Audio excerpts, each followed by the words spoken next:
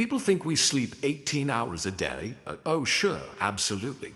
That's why today we're breaking down our daily schedule. Spoiler, it's a full-time job. Oh, With 6 a.m., zero start of the PTO. Shift. I wake up, and first thing I check my human's breathing, then I gently sit on his chest. We call this soft awakening via authority pressure.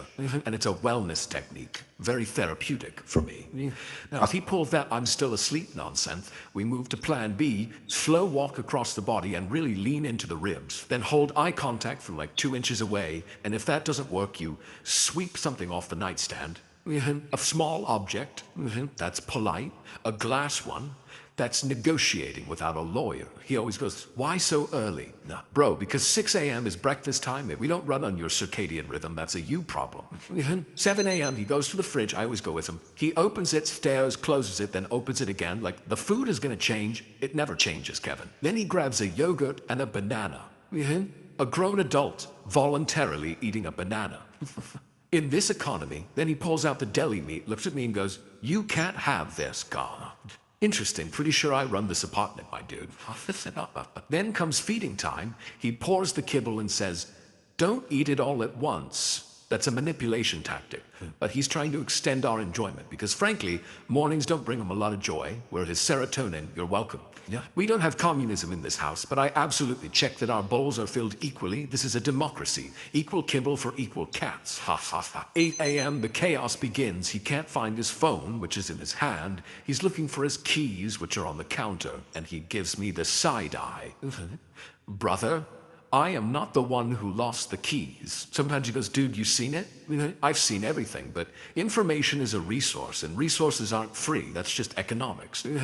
Then there's the whole getting dressed performance. He puts on a suit that clearly doesn't fit right, looks in the mirror with that I can do this face. Buddy, you cannot. The shoelaces, though, those are my department. I always give them a quality check with my teeth. Think of it as a stress test. If they can't handle me, how are they going to handle New York City? Before he leaves, he crouches down, pets me, and goes, I'll be back soon. And we both know soon means 9 hours minimum. He's out there baby talking me. Meanwhile, I'm thinking, can you please just go? Some of us have naps to schedule. The second that door closes, 9 a.m. to noon, the real work begins. I do a full perimeter sweep of the apartment, checking smells.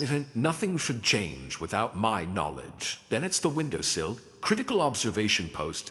The pigeons act like they're just passing through. I see you. I always see you. They're clearly casing the balcony. I stare back. It's a cold war. Nobody blinks. Then kitchen inspection. Check the bowl, the water, under the table, inside the cabinets. I even open the cabinet door with my paw sometimes. Not because I need anything, just to remind everyone I can. Then energy redistribution, also known as a nap.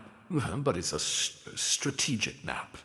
I calculate the exact angle of the sunbeam and position myself for maximum thermal coverage. This is not sleeping, this is optimization. And sometimes I just bolt across the apartment for no reason. Gotta remind myself I'm an apex predator, not a decorative pillow. Ha ha ha ha. After lunch comes the philosophical hour.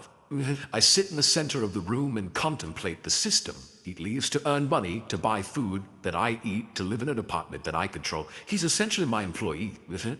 I respect the hustle, though. Yeah, 6 p.m., he's back, and I can hear him in the hallway, and I'm ready. Door opens, but I don't run to greet him. Let him feel that slight uncertainty. Did they miss me? Are they okay? What's happening? He walks in looking like he just survived a 9-hour meeting, goes, hey, I think we've met, and I look straight at the grocery bag. That's the only thing that matters. If the bag isn't crinkling, I'm not interested. An hour later, he sits down to eat dinner. I think to myself, finally, I've been waiting all day. And I go use the litter box. Then he turns on Netflix with just one episode. 3 hours later, still there. I like to sit directly in front of the screen because someone in this house needs to curate quality content. I also enjoy lying across the laptop keyboard. He doesn't need spreadsheets, he needs warmth. I'm preventing burnout. That's called emotional labor. Then he goes to the bathroom and closes the door. Closes the door in my house every single time. Like, I don't have a right to be involved in this process. So I walk up to the door, and I listen. Maybe it's a mistake. Maybe he'll come out and apologize. But he doesn't come out. and then I can hear the water running. He's voluntarily getting wet in there. And at that point, I activate the security protocol, screaming, door scratching, full dramatic howling. Yeah, he comes out and goes, "What are you yelling about?" And I just walk away. 11 p.m. to 2 a.m. night shift.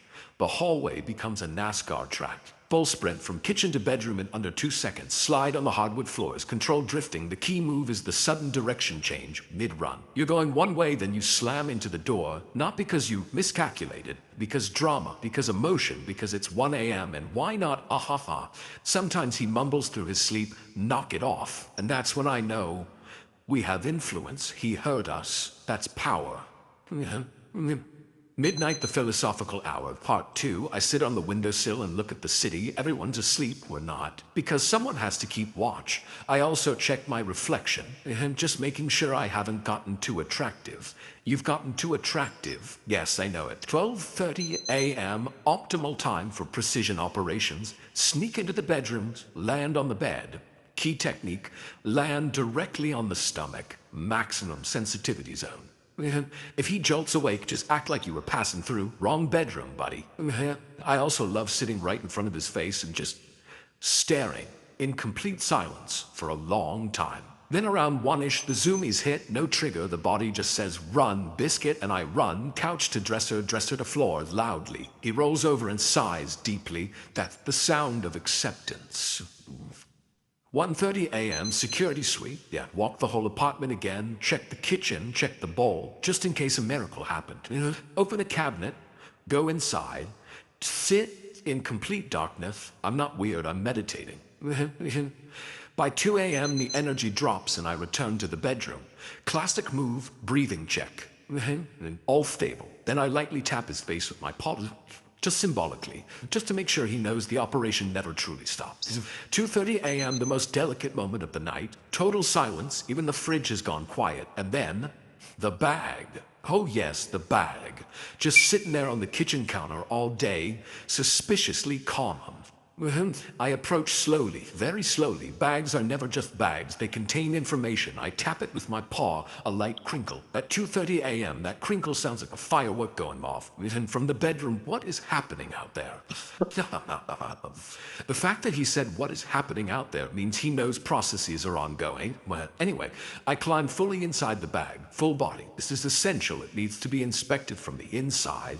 The bag amplifies every single movement. He's tossing and turning, going, "Stop crinkling, gas. Sir, you want me to protect the perimeter silently? Pick one." No.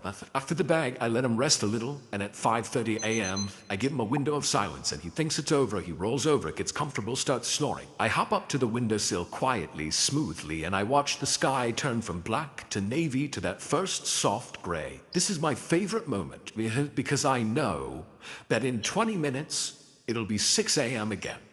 I turn and look at him, sleeping peacefully, totally convinced he survived the night. And in that moment, you realize the hardest part is coming.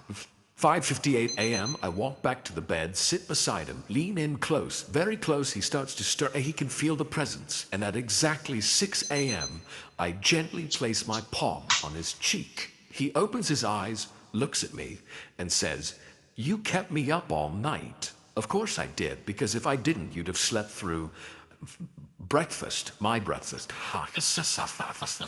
Don't forget to subscribe, and drop a comment. What time does your shift start? And let's find out how many of us night shift managers are out there.